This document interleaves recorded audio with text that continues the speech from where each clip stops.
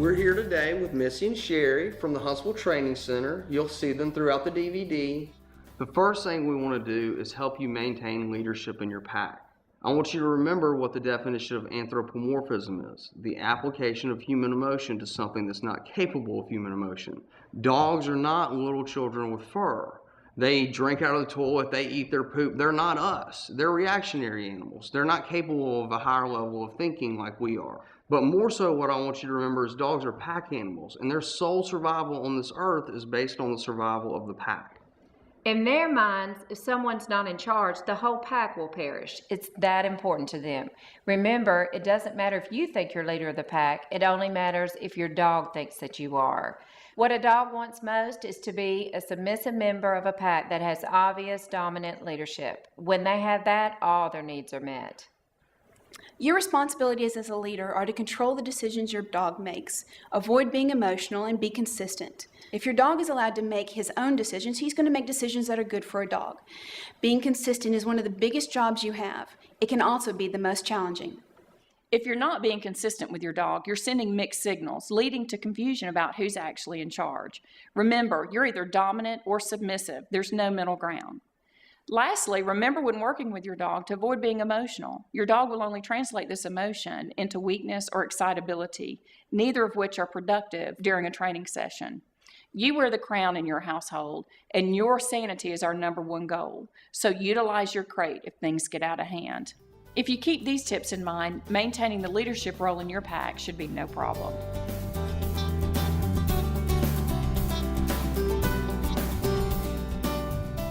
Controlling your dog's food is a very powerful message you send to them without saying a single word. He who controls the food is in charge. Your dog must submit to you before they're given the command to eat. If a dog steals food from you or eats before they're given the command, that's not respect. And we have to absolutely get respect from the dog. By denying your dog's food just reinforces the fact that you are the leader for your dog. If anybody in your family is having issues with your dog respecting them, let them feed the dog and make sure that the dog submits to them. The less you say, the better. Use your body language to position yourself to deny your dog food or make him submit. And when your dog does submit, you can give them the command to eat. Now, if your dog doesn't submit and walks away, that's fine, because no dog has ever starved themselves to death by not eating. But please don't hand feed your dog. And if it does pull on heartstrings, please pick up the phone and call us. Denying your dog's food also carries over into the next level of respect. When your dog understands that you're in charge of their food, they also understand you're in charge of all the food. So whether you're cooking dinner, cooking lunch, eating a snack, anything like that, and a crumb hits the floor, your dog doesn't think its middle name is Hoover and goes over and cleans it up. But I want you to set up training opportunities so that we can train right through that behavior. Our training is not treat-based. However, if you are using treats, just make sure you're not using them as bribes. When we give food away freely, we're seen as weak. Remember, the treats are more for us than they are for the dog. The best reward you can give your dog is calm, affectionate praise and simply them being a part of the pack. Now, however, if your dog is treat motivated, you can absolutely use that to teach them tricks. But once that trick is mastered, let's get away from the treat bag by using calm, affectionate praise and making life a whole lot easier. We get a lot of questions about dental bones, but they're not treats. They're great for cleaning tartar off your dog's teeth, but they don't need one every day. Once a week or once every 2 weeks is sufficient, but definitely consult your vet about that.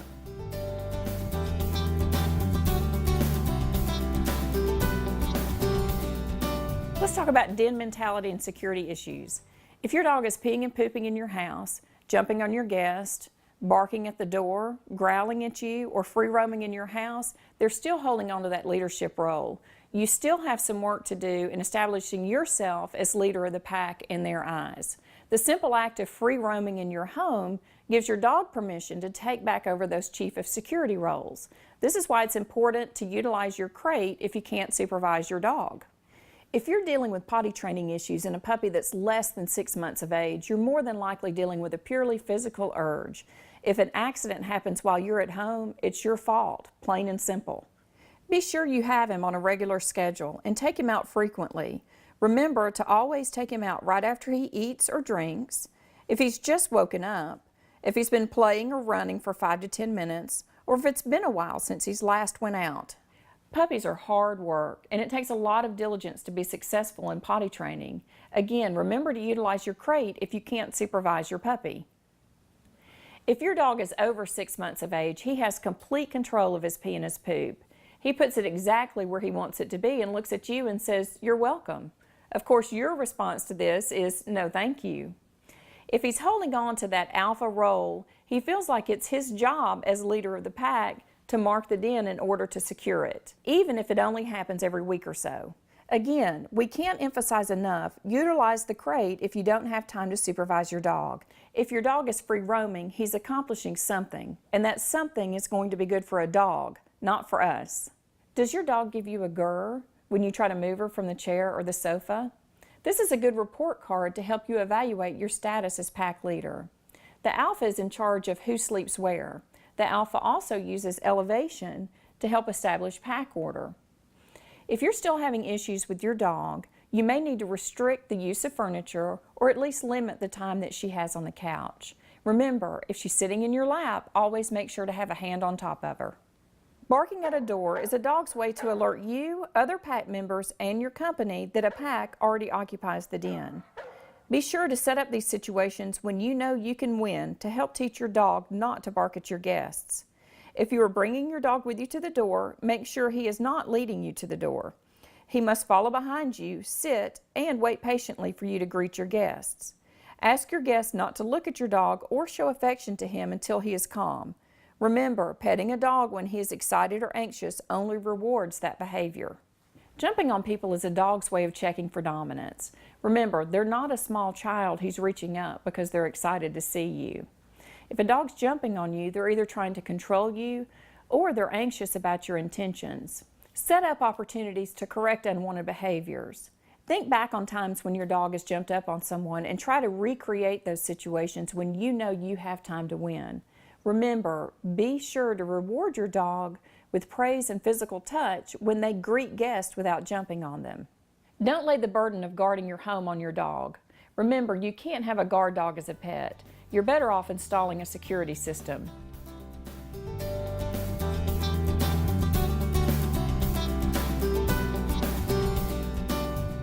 When a dog is up moving, he's accomplishing something. Ask yourself, why is he up? Where is he going, and what is he going to do?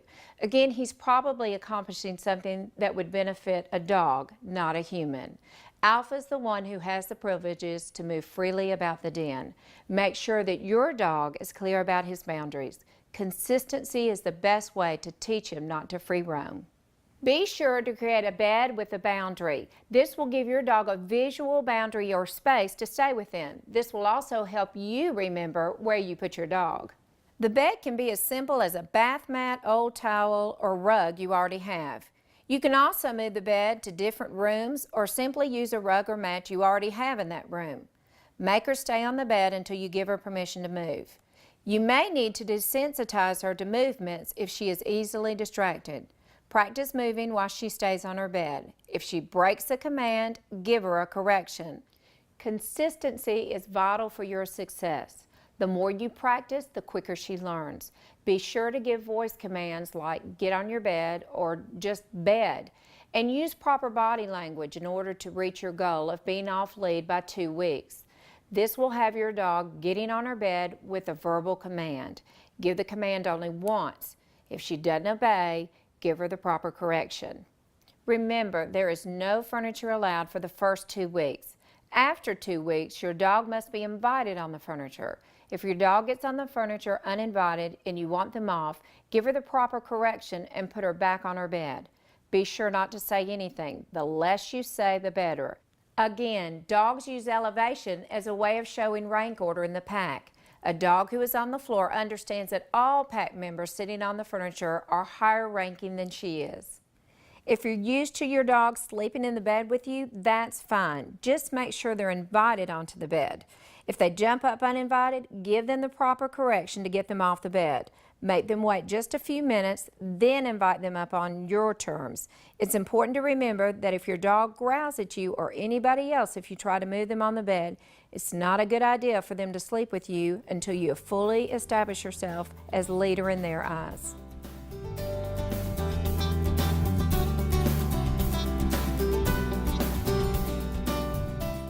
Let's talk about crates for a minute.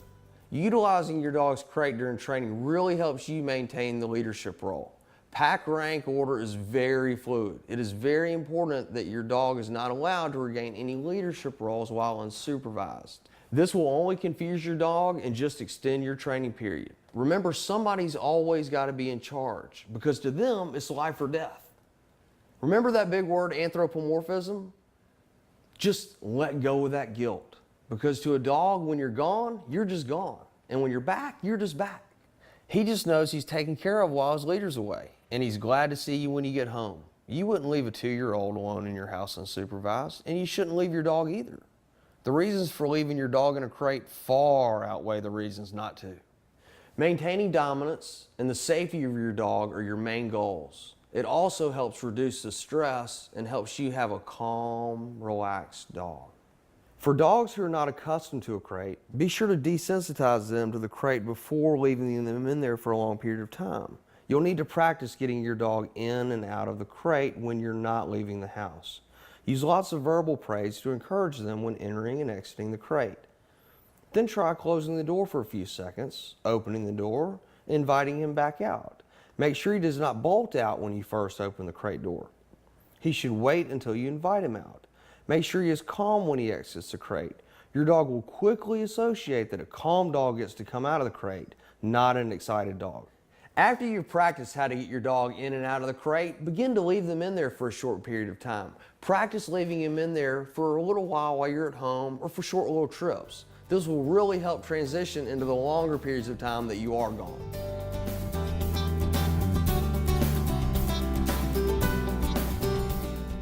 Playing with toys is a reward for your dog and should be earned. Be sure that you start and stop all play.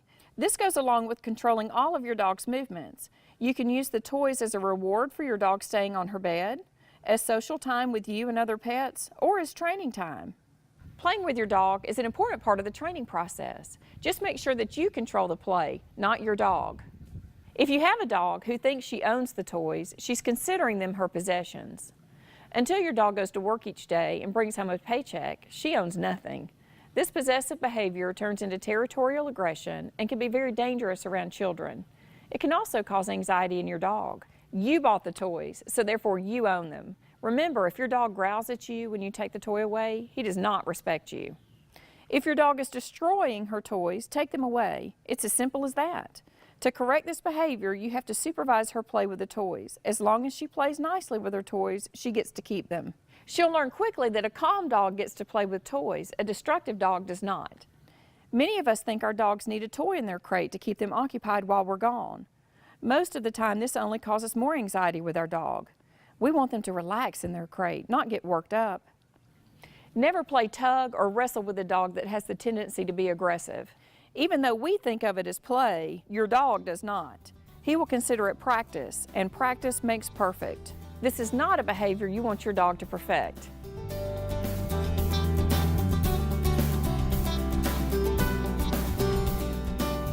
As leader of your pack, you should always enter and exit the den first. A dog who leads you to the door thinks he is controlling the situation.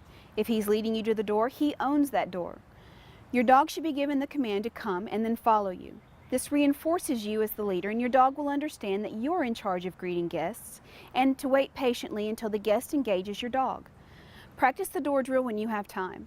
We have detailed the steps for the door drill in your notes. Not only do these exercises help prevent any bolting at the door, they also reinforce your dog's respect for your authority.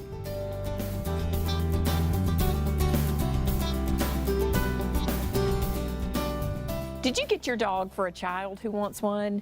You can't expect your child to be able to handle the responsibility of being a good leader and disciplinarian.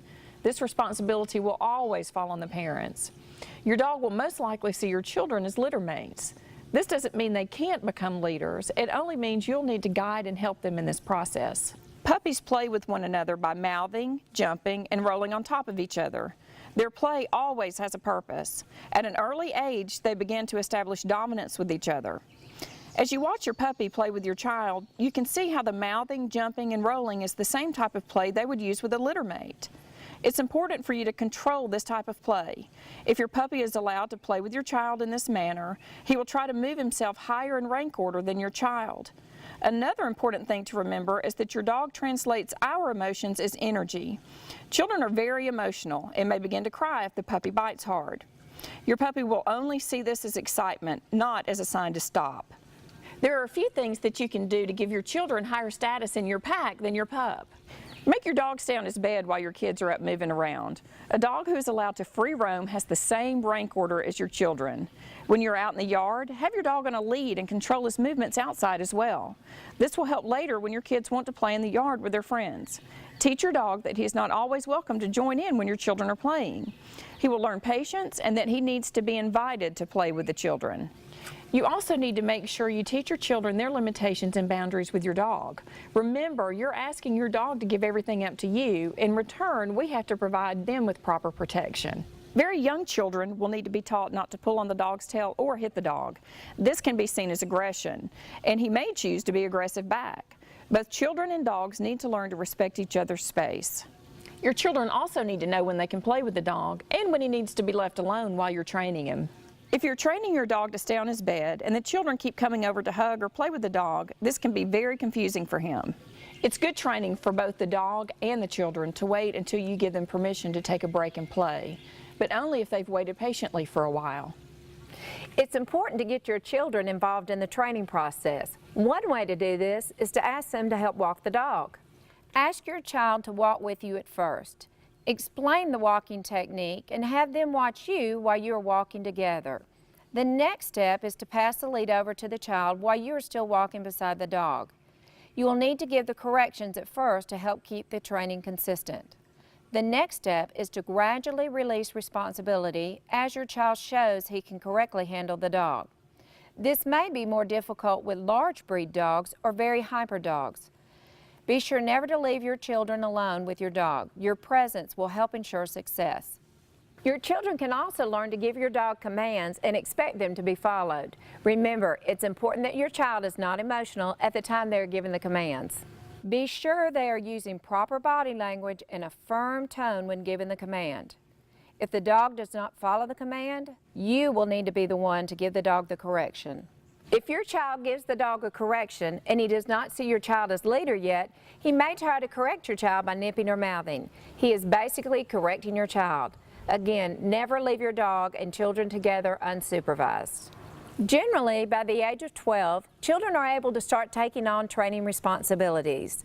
Consistency in training will be crucial. You'll have to make that call based on the maturity of your child.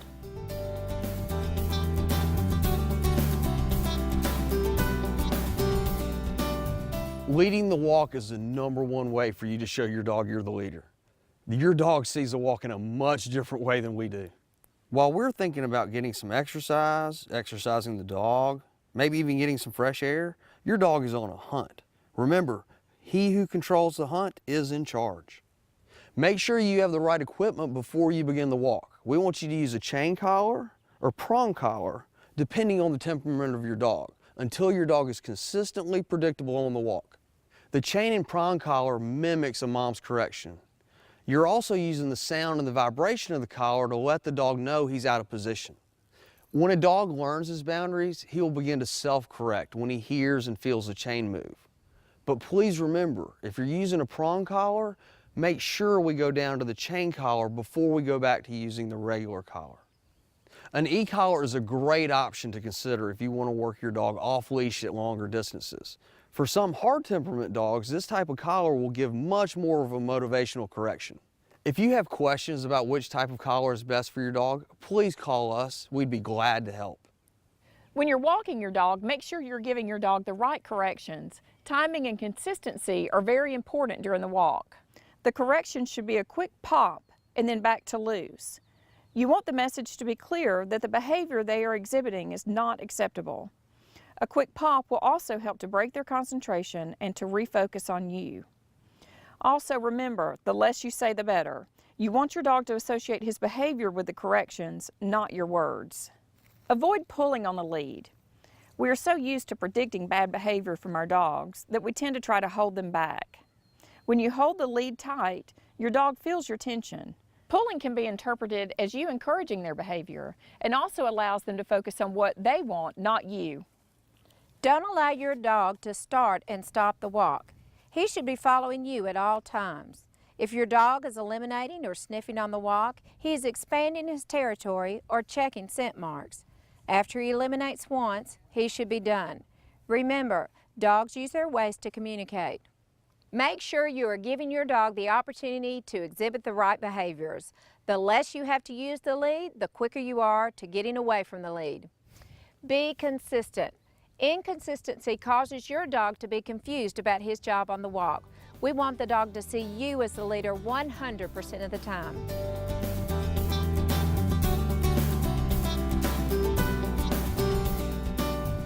Samson is showing us an example of how most of us typically walk our dog, or rather, how our dog walks us. You can see that Samson is in complete control of this walk.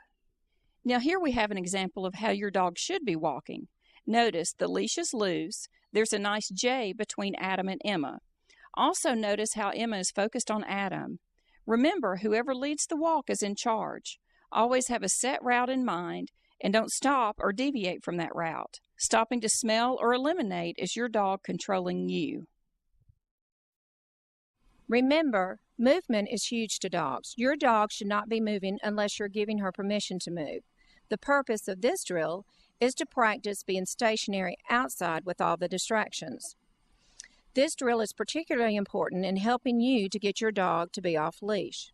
Here, Adam is showing you how to start close to the dog, then gradually move further away to where you can make a complete circle around the dog. Here's an example of Samson at the beginning of this exercise. You'll notice that every time Adam moves, so does Samson. Watch Adam as he corrects Samson to let him know that he's not supposed to move just because Adam does. Here's some simple tips to remember for this drill. If your dog gets up during any part of this drill, give her a correction and put her back at sit. And remember, the less you say, the better. Make sure to start up close and use small back and forth movements at first in front of your dog's head. When your dog is able to sit without getting up, slowly start moving further away. The next step is to start moving all the way around your dog. Watch Emma as she follows Adam. When he gets out of her sight, she turns her head to catch him on the other side. Notice that the lead is loose, long, and on the ground. Dogs are very sensitive to movement, and any slight pulling may be signaling your dog to move. Now let's watch Samson as he is giving consistent corrections and now starts to respond to the training drill. Each time Samson gets up, Adam is consistent and puts him back to sit. Now that Samson understands he is not getting up, he is ready for the next step, which is to walk all the way around him. Here is Samson's owner walking all the way around Samson without him getting up. You'll notice she rewards him for his good behavior with verbal and physical praise.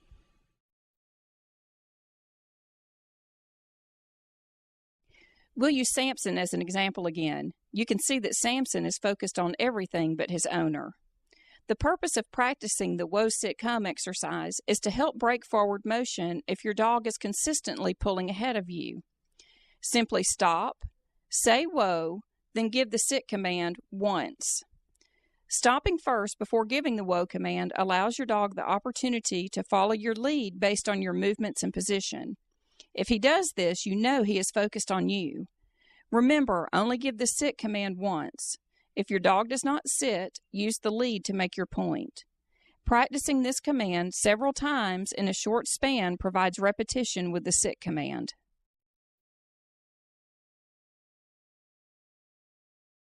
This is another drill you can use if your dog is pulling ahead of you. Practicing this drill will remind your dog to focus on you and not on what's ahead. As soon as your dog starts to pull ahead, simply do an about-face turn. This will automatically give your dog a correction for not paying attention to you. After a few roundabouts, you'll notice your dog will be paying attention to your feet and not on what's ahead. Remember, this helps set the pace for who leads the walk.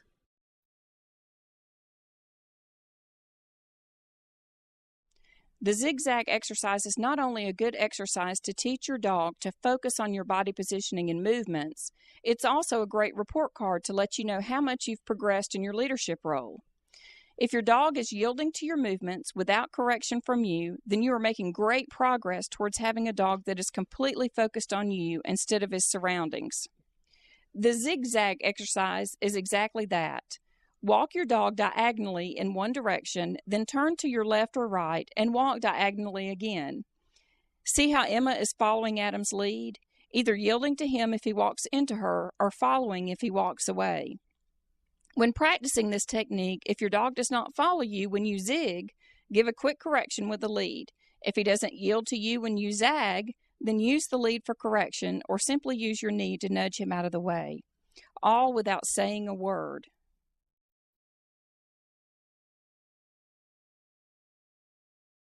Erratic walking is just another way of controlling the walk. Your dog has to pay attention to you because she has no idea of where you're going. You'll notice that wherever Adam turns to walk, Emma is focused on him. She may need to yield if Adam walks in front of her, or she may have to turn around if he changes directions. This erratic behavior helps remind the dog that their job is to follow the leader.